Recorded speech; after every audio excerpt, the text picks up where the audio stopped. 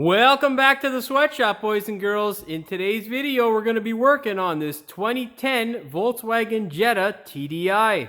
What we're doing today, boys and girls, on this TDI is we are replacing the driver's side outer tie rod end. Now, generally, I would say this is a really easy job, but I also thought that the bearing would be a relatively easy job. Unfortunately, this is a car that I am unfamiliar with and have not worked on in the past, and the previous mechanics who have worked on this thing don't understand the value of lubricants or anti-seize, which has made my tear ducts rather sore from the water that flowed down my cheek as I tried to remove the rotor from the rear of this thing. Regardless, we are still going to forge ahead and replace this tie rod. Hopefully this job is much easier than the one I just completed. Anyhow, boys and girls, before we get started with today's video, do me a big favor, hit that subscribe button and hit the notification bell so you never miss one of my new videos. Let's get started. Of course, boys and girls, get your car up in the air safely. Make sure that you employ the use of jack stands if you're doing this with a jack, because you don't want to end up as a vegetable or a pancake. So grab a 17 mil and hammer these guys off. Of course, they always get stuck in my socket, because why wouldn't they not?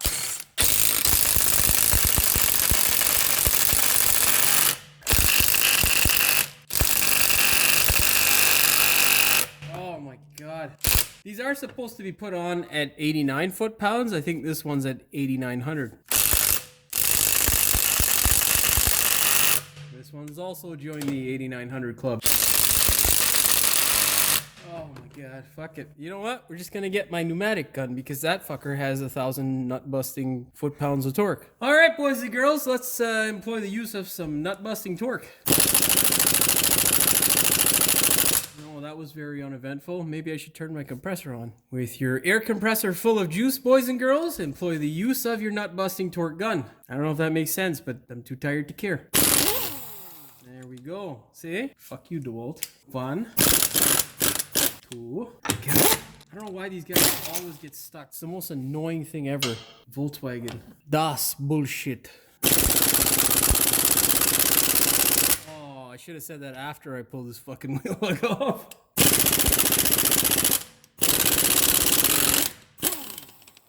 Yeah, that's right, bitch! Of course, from experience, the rear wheel didn't come off without me employing the use of my 56-inch pry bar. So I don't have much hope for this one. As you can see, boys and girls, the rust ridge here will dictate that it's going to be painful. What we can do is try. Come on. Oh! Well, there we go. Sometimes trying and praying is just enough. Okay, boys and girls. Oh, the bearing was replaced, and it's a CarQuest part. Wow, nice. And no anti-seize again. The joys of having a shit mechanic. Okay, boys and girls, now I'm going to readjust my camera and I'll show you guys exactly what we need to do. Okay, boys and girls, so what we need to do now is crack this jam nut open. If you're going to reuse the tie rod, I would employ the use of a wrench to hold it, because you don't want to jam or damage the nylon that's inside here. Because I don't care and I'm not reusing it, we're just going to go ahead, put our 24 mil wrench on and just give it hell. Now, remember, boys and girls, keep an eye on where your knuckles are going to land if this thing slips. Okay, all we need to do is crack it open just that much. Now, the other thing we need to do is put a mark so that we know where the hell this thing was. And then we'll try to get the alignment as straight as possible before we send the car away, and then you can actually take it for an alignment. That way your tires don't get chewed up. Second thing we need to do, boys and girls, is grab an 18 mil and fire this nut off. Of course, these sizes may be different for you, because if it's an aftermarket part, it usually is different.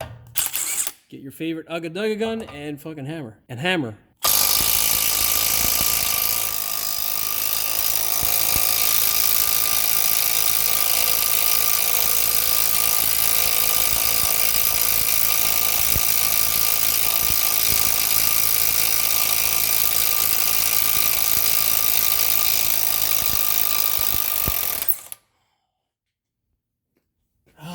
Tomorrow's headline: Ontario man found dead in shop after working on Nova Scotia rust bucket because Nova Scotia rust type kicked his ass. This is some bullshit. Okay, boys and girls, you now have two options. You can beat this thing like it owes you money, or you can get a tie rod end remover. I'm getting older and my joints don't really work very well, so I'm going to use this instead of beating this thing. I would like to beat this thing because it's being such a pain in the ass.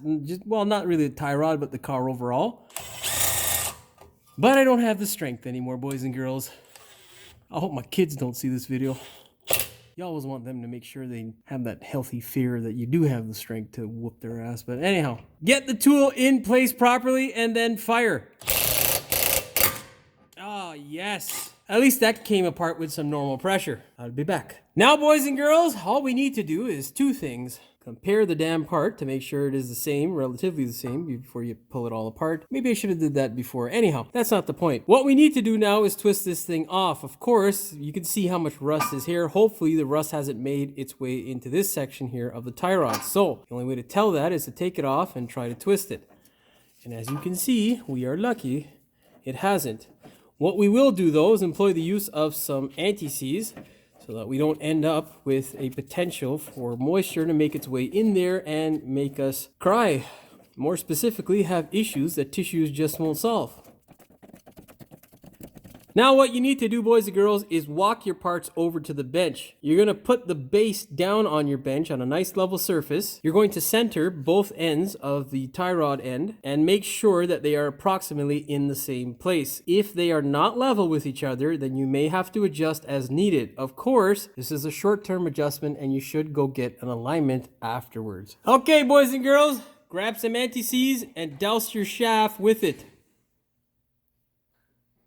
Well, it's a little bit too much. You're going to have to, well, whatever. Just spread it all around and around and whatnot. You don't want too much of it on there. This is too much. Let's try to pull some of this off. Oh boy. Oh boy, I'm getting more of it on. This is becoming a real mess. You can't use a towel or something to take it off because, well, most of my towels are dirty here, like shop rags, and you just get a bunch of shit all over the shaft, and nobody likes that. Because then what happens is the shit will creep in there and cause moisture, and then the next person who does this will be a very unhappy person, like I was with that goddamn bearing. Now, take your tie rod end and spin it on. Oh, that feels weird. Oh, thank God. You know that feeling you get, boys and girls, when you order a part and then you try threading the thing on and it doesn't feel like it's going to go because you have that fear it may be the wrong part, and then you have that little pain in your stomach that usually turns into a massive pain, and then you have this fear internally that builds because you don't know what the hell you're going to do at 11 o'clock at night? That just happened to me. Yeah, doesn't feel good. Anyhow, what you're going to do is tighten this guy. You want to line it up like this. And now what we're going to do is just twist the nut this way so that it's as straight as possible. Okay? Place the tie rod in the hole. Why is this thing so tight? Okay. Use the nut to secure it to the spindle. And now grab a vice grip or the proper hex. I'm just going to get a vice grip and then break that jam nut free. Okay, boys and girls, grab yourself your vice grip there. Now you want to clamp it, but don't clamp it too tight. You don't want to wreck it. Okay, now grab your 24 mil and do the twisting. Oh yeah. And there we go. Now, I'm not sure what the torque is for the jam nut, but it doesn't have to be something ridiculously tight. You just want to make sure the stupid thing doesn't become loose. So yeah, just don't over tighten it and don't under tighten it. That's sound advice, Jimmy. In case you're wondering, boys and girls, and you have a crow's foot that is big enough to fit on this thing, the proper torque spec is 52 foot-pounds or 17 Newton meters. I applied about 70 foot-pounds of torque through my, I applied about 52 foot-pounds of torque through my right arm, and seems just about fine. If it makes you feel better, I can do the clicky thing. There you go, torqued. Now, grab your 18 mil and just run this guy up. Stupid shit. Unfortunately, boys and girls, this thing has a lock nut. So what we're going to need to do is get ourselves an 18 millimeter wrench and a hex that looks like it's about 6 millimeters in diameter and twist this stupid thing on. I'll be back. So for me here, it is a 6mm hex, an 18mm ratchet. So what you want to do is get a Johnson bar to secure your 6mm hex, and then just twist this guy on. Ow! Ah, the joys of YouTube. That seems better, Jimmy. There we go. Okay, now what we need to do is twist this guy back out so it doesn't get locked in there forever. And now finish off the nut. Like a fucking normal person, finish off the nut.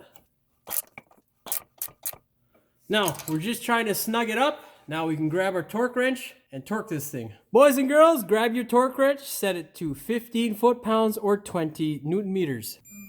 Okay, now what we need to do is twist this stupid thing an additional 90 degrees.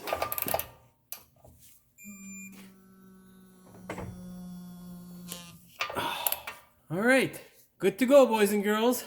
Don't ask yourself why you do this. Just, fuck, I don't know, pay the bills.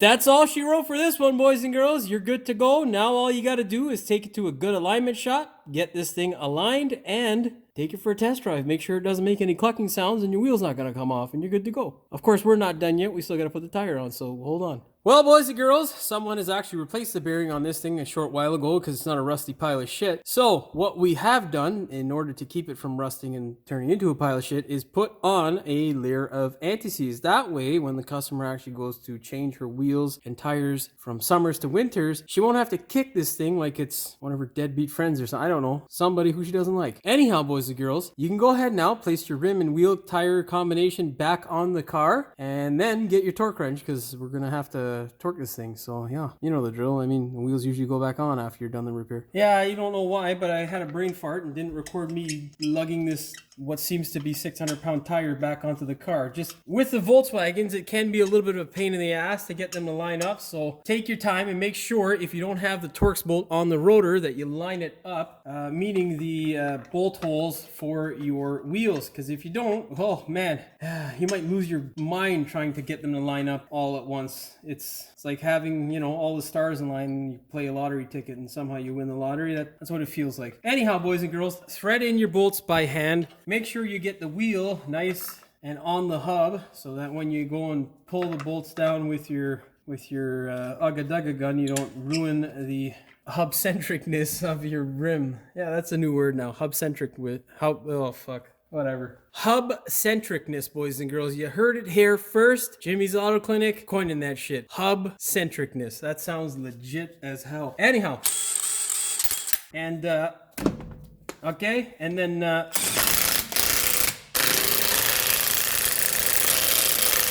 and for the keyboard warriors, it's in the low settings, so don't get your knickers in a knot. Boys and girls, grab your torque wrench, set it to 89 foot-pounds or 120 Newton meters. Don't hit the camera. That's thumbs up for me, boys and girls. That means home time. Well, boys and girls, that's all she wrote for this one. If you liked the video, please like, share, and subscribe. Don't forget to hit the notification bell so you never miss one of my new videos. And as always, thanks for watching. We will see you in the next one. What we're doing today, boys and girls, on the fucking piece of shit. Pile of shit. There we go. One that's a normal Volkswagen seized. There we go. See? Fuck you, DeWalt.